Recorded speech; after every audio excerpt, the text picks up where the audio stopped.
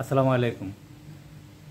সাম্প্রতিক আমাদের বন্দর নিয়ে যে কথাবার্তা হচ্ছে সেটা নিয়ে আমি কথা বলতে চাচ্ছি আবারও। কালকে আমি একটু বলেছিলাম, দেখলাম যে অনেকে এটা নিয়ে পজিটিভ নেগেটিভ কথা বলেছেন। আসলে একটি দেশের বন্দর কিন্তু শুধুমাত্র যে পণ্য আনা নেওয়ার জন্য ইউজ হয় না। বন্দর খুবই গুরুত্বপূর্ণ কৌশলগত স্ট্র্যাটেজিক লোকেশন বটে একটা দেশের জন্য। আমাদের দেশটি এমন একটি জায়গায় অবস্থিত, আমরা বলি যে আমরা একদিকে খুবই লাকি, ছোট্ট একটা দেশ, অনেক মানুষ। আমাদের দক্ষিণে একটা বিশাল উইন্ডো খোলা, যেখানে আমাদের সমুদ্র বন্দরগুলো অবস্থিত।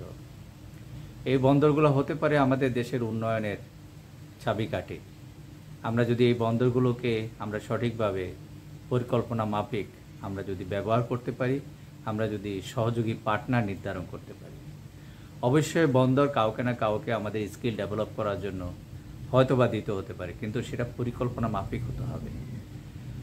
এই ইন্দো প্যাসিফিক জোনে যে বিশ্বের যে টোটাল বাণিজ্য, সেই বাণিজ্যে যদি আমরা একটু ছোটোখাটো হাওয়া আমরা যদি আমাদের বন্দরের মাধ্যমে আমরা নিতে পারি, তাহলে আমাদের দেশ কিন্তু সিঙ্গাপুরের চেয়েও উন্নত হয়ে যাবে। আমাদের দেশ তো বড়, আমাদের এখানে তো প্রচুর ম্যান পাওয়ার রয়েছে।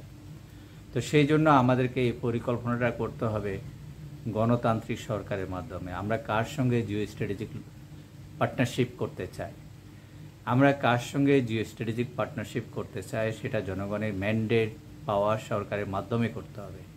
সেটা ছাড়া আমরা কিন্তু যদি এটা করি, তাহলে শেখ হাসিনা যেরকম বাংলাদেশকে ইন্ডিয়ার হাতে তুলে দিয়েছিল, এবং সেই জন্য শেখ হাসিনার যে এখন যে পরিণতি হয়েছে, যে কেউ যদি ভুল সিদ্ধান্ত নেয় ভবিষ্যতে কিন্তু জনগণ সেটাকে ওইভাবে কিন্তু ট্রিট করবে। সুতরাং আমরা মনে করি, জনগণ হিসেবে, আমি একজন জনগণ হিসেবে মনে করি এই বিষয়গুলো যেগুলো খুবই গুরুত্বপূর্ণ বিষয়, বাংলাদেশে ভূ রাজনীতি জড়িত, এখানে ওয়ার্ল্ডের ভূ রাজনীতিও জড়িত। ইন্দো প্যাসিফিক জোনে আমরা জানি যে একটা উত্তপ্ত কেন্দ্র, যেখানে চীন, ইন্ডিয়া এবং স্বয়ং আমেরিকা এটা নিয়ে খুব বার্গেনিংয়ে আছে, কীভাবে আমেরিকা এই ইন্দো প্যাসিফিক জোনটা তার কন্ট্রোলে রাখবে।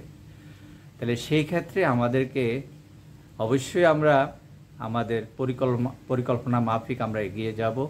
আমাদের উন্নয়নটা আগে, আমাদের স্বার্থ আগে, আমাদের দেশের স্বাধীনতা আগে, আমাদের সার্বভৌমত্ব আগে, আমাদের কালচার, হিস্ট্রি, এগুলোকে আমরা ধরে রেখে আমরা আমাদের অবশ্যই উন্নয়নের রোডম্যাপে আমাদেরকে এগিয়ে যেতে হবে। সেইখানে যাওয়ার জন্য আমাদেরকে অবশ্যই সবাই সর্বসম্মত সিদ্ধান্ত গ্রহণ করলে সেটা নিয়ে তখন কেউ কথা বলবে না। এখনও যদি রাজনৈতিক দলগুলোর সঙ্গে ডায়ালগ করে এই ধরনের ইস্যুকে সুরাহা করা যায়, তাহলে সেটা হবে সবচেয়ে উত্তম। আশা করব আমরা আমাদের কল্যাণে আমরা সঠিক সিদ্ধান্ত নিব। ধন্যবাদ।